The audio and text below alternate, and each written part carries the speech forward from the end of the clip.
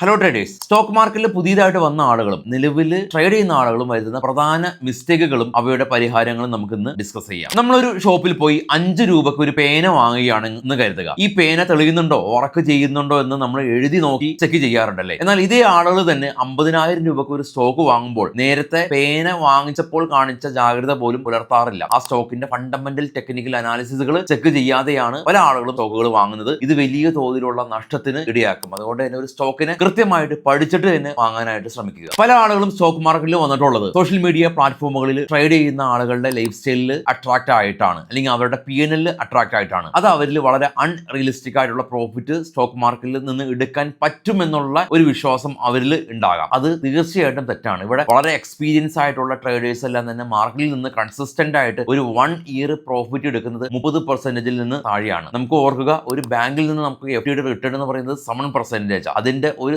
4 മടങ്ങ്, ഒരു 30% താഴെ മാത്രമായിരിക്കണം ഒരു 1 ഇയറിൽ നമ്മൾ സ്റ്റോക്ക് മാർക്കറ്റിൽ നിന്ന് എക്സ്പെക്ട് ചെയ്യേണ്ട ഒരു പ്രോഫിറ്റ്. അല്ലാതെ 1 മന്ത് 30% ആവരുത്. ബിഗിനേഴ്സ് ലെക്ക് എന്ന് പറയുന്നത് സ്റ്റോക്ക് മാർക്കറ്റിൽ ഉള്ള കാര്യമാണ്. ആദ്യ സമയങ്ങളിൽ നമുക്ക് എന്തായാലും പ്രോഫിറ്റ് കിട്ടും, പിന്നീട് നമുക്ക് ലോസ് ഉണ്ടാവും. ഇതിന്റെ സയന്റിഫിക് ആയിട്ടുള്ള റീസൺ എന്ന് പറയുന്നത്, ആദ്യ സമയങ്ങളിൽ നമ്മൾ ട്രേഡ് ചെയ്യുന്നത് വളരെയധികം ഇമോഷണലി സ്ട്രോങ് ആയ ഒരു അവസ്ഥയിലാണ്. ആ ഒരു സമയത്ത് നമുക്കൊരു പാരലൽ ഇൻകം ഉണ്ട്, നമുക്കൊരു ജോലിയുണ്ട്. അതുകൊണ്ട് തന്നെ ട്രേഡിംഗ് എന്ന് പറയുന്നത് നമ്മളൊരു പ്രൈമറി സോഴ്സ് ഓഫ് ഇൻകം അല്ല. അപ്പൊ നമ്മൾ വളരെ കൂളായിട്ടാണ് ട്രേഡ് ചെയ്യുന്നത്. അതുകൊണ്ട് തന്നെ നമുക്ക് പ്രോഫിറ്റ് ഉണ്ടാവും. എന്നാലോ പിന്നീട് നമ്മളൊരു ട്രേഡിംഗ് ഒരു മെയിൻ സോഴ്സ് ഓഫ് ഇൻകം ആക്കി മാറ്റുമ്പോൾ ഇതിൽ നിന്ന് പ്രോഫിറ്റ് എടുക്കണം എന്നുള്ള ഒരു ശാഠ്യത്താൽ നമുക്ക് പിന്നീട് ലോസ് വരുത്തും. അതുകൊണ്ട് തന്നെ ബിഗിനേഴ്സ് ശ്രദ്ധിക്കേണ്ട ഒരു കാര്യം, ബിഗിനേഴ്സ് ലെക്ക് ഉണ്ടാകും. അതുകൊണ്ട് ആദ്യ സമയങ്ങളിൽ നമുക്ക് പ്രോഫിറ്റ് ഉണ്ടാകുമ്പോൾ സ്റ്റോക്ക് മാർക്കറ്റ് നമ്മുടെ പ്രൈമറി സോഴ്സ് ഓഫ് ഇൻകം ആക്കി നിങ്ങൾ മാറ്റരുത്. നിങ്ങൾക്ക് ഒരു 3 ഇയർ സ്പാനിൽ നിങ്ങൾക്ക് കൺസിസ്റ്റന്റ് ആയിട്ട് പ്രോഫിറ്റ് ഉണ്ടാക്കാൻ പറ്റുമെങ്കിൽ മാത്രം നിങ്ങളുടെ ജോലി റിസൈൻ ചെയ്യുന്ന കാര്യം ആലോചിച്ചാൽ മാത്രം മതി. ബിഗിനേഴ്സ് വരുത്തുന്ന വലിയൊരു തെറ്റാണ് ഒരു പ്രോഫിറ്റ് ഒരു ദിവസം ഉണ്ടാകുമ്പോൾ വലിയ തോതിൽ സെലിബ്രേറ്റ് ചെയ്യുക എന്നുള്ളത്. ഒരു പ്രോഫിറ്റ് ഉണ്ടാകുന്ന ദിവസം അവരത് സ്റ്റാറ്റസ് ആയിട്ട് ഇടും, സോഷ്യൽ മീഡിയ പ്ലാറ്റ്ഫോമുകളിൽ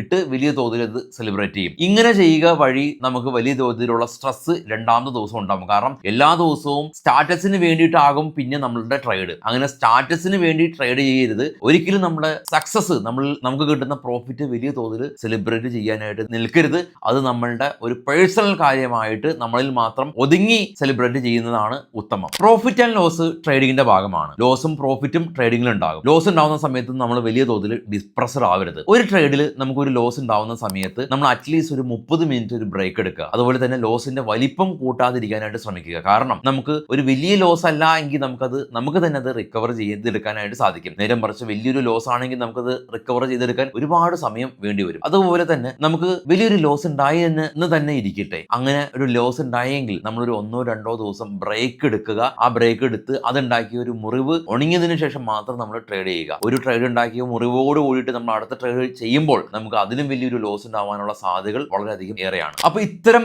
ചെറിയ ചെറിയ കാര്യങ്ങൾ നമ്മൾ പാലിക്കുകയാണെങ്കിൽ നമുക്ക് ട്രേഡിംഗ് എന്ന് പറയുന്നത് നമുക്കൊരു കരിയർ തന്നെ ആക്കാനായിട്ട് പറ്റും. ആദ്യമേ തന്നെ ഇതിൽ നിന്ന് ഒരു പ്രൈമറി സോഴ്സ് ഓഫ് ഇൻകം ആക്കി ട്രേഡിങ്ങിന് മാറ്റുമ്പോഴാണ് നമുക്ക് വളരെയധികം സ്ട്രെസ് ഉണ്ടാവുന്നത്. ഒരിക്കലും ഒരു ട്രേഡിങ്ങിൽ നിങ്ങൾ ആദ്യം തന്നെ ജോലി റിസൈൻ ചെയ്തിട്ട് ട്രേഡിങ്ങിലേക്ക് വരരുത്. ഒരു ജോലിയോടൊപ്പം തന്നെ ട്രേഡിംഗ് കൊണ്ടുപോവുക. അതിനുശേഷം ഈ ജോലിക്ക് കിട്ടുന്ന സാലറി ട്രേഡിംഗിൽ നിന്ന് കൺസിസ്റ്റന്റ് ആയിട്ട് 1-2-3 വർഷം നമുക്ക് എടുക്കാൻ പറ്റുമെന്നുള്ളൊരു കോൺഫിഡൻസ് ഉണ്ടെങ്കിൽ മാത്രമാണ് നമുക്ക് ജോലി വിടേണ്ട കാര്യം നമ്മൾ ആലോചിക്കാനേ പാടുള്ളൂ. അപ്പോൾ ട്രേഡിംഗ് എന്ന് പറയുന്നത് വളരെയധികം സൈക്കോളജിക്കലി നമ്മളെ എഫക്ട് ചെയ്യുന്ന ഒരു കാര്യമാണ്, അല്ലെങ്കിൽ സൈക്കോളജിക്കലി വളരെയധികം നമുക്ക് സ്ട്രെങ്ത് ഉണ്ടാവേണ്ട ഒരു കാര്യം തന്നെയാണ്. അതുകൊണ്ട് തന്നെ യോഗ പോലെയുള്ള കാര്യങ്ങൾ ട്രേഡിംഗിൽ ട്രേഡ് ചെയ്യുന്ന ആളുകൾ ചെയ്യുന്നത് വളരെയധികം ഉത്തമമായിരിക്കും. അപ്പോൾ ഇത്തരം കാര്യങ്ങൾ ഒരു ബിഗിനർ എന്ന രീതിയിൽ നിങ്ങൾ പാലിക്കുകയാണെങ്കിൽ തീർച്ചയായിട്ടും നിങ്ങൾക്ക് അത് ഗുണകരമായി മാറാനുള്ള സാധ്യതകളാണ് ഉണ്ടാവുകയുള്ളൂ. ഇതുപോലെയുള്ള ഫിനാൻഷ്യൽ വീഡിയോസ് കിട്ടാനായിട്ട് നമ്മുടെ ചാനൽ ഫോളോ ചെയ്യുക. എല്ലാ ട്രേഡിംഗ് സുഹൃത്തുക്കൾക്കും നമ്മുടെ ചാനൽ ഷെയർ ചെയ്ത് കൊടുക്കാനും മറക്കരുത്. താങ്ക്